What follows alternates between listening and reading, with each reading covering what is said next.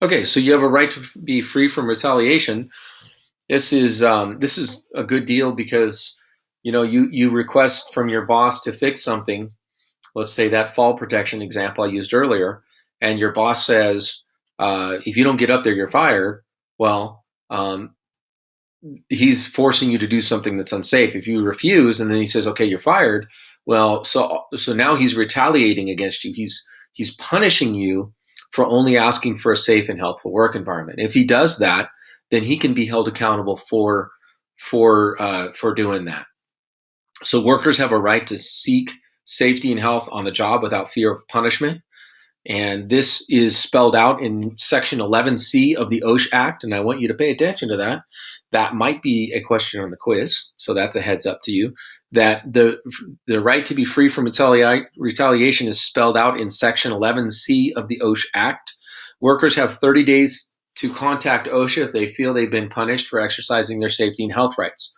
So you can't wait a year and then be fired and say, well, I'm only being fired because a year ago I turned my boss in. That doesn't work.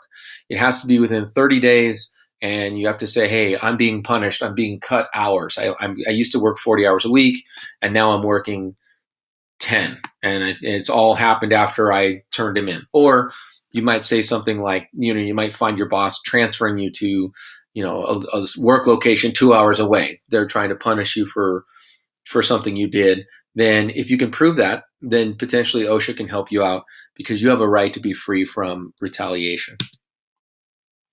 So questions for review: what does an MSDS tell you about? Obviously, you should know that MSDSs pertain to chemicals and how to use them safely. What are some worker rights related to injury and illness reporting? You know that there is an injury and illness log that should be kept for 5 years, and you can take a look at that log. You can also ask for the 300 summary, which will tell you about injuries and illnesses. That's something they post on an annual basis. And obviously, you know that workers must be trained. It's a part of the OSHA rights for workers is that they get training. Anytime there's new PPE or there's a hazard at work or something that you're unfamiliar with, it's your boss's job, the employer's job, to train the workers. So what I want you to do is pause the video here. You're going to copy the graphic organizer that you see below on a piece of paper. In the left-hand column, which is over here, I want you to list the right of workers in this column. And then on the right side, I want you to describe what the right means for workers. So over here, you might put workers have a right to a safe and healthful workplace. And then over here, you might put that workers were given this right as a result of the OSHA Act, and employers are required to provide a work environment that's free of recognized hazards. You might put that over here in this right-hand side. And so there are 9 rights that we just got done covering.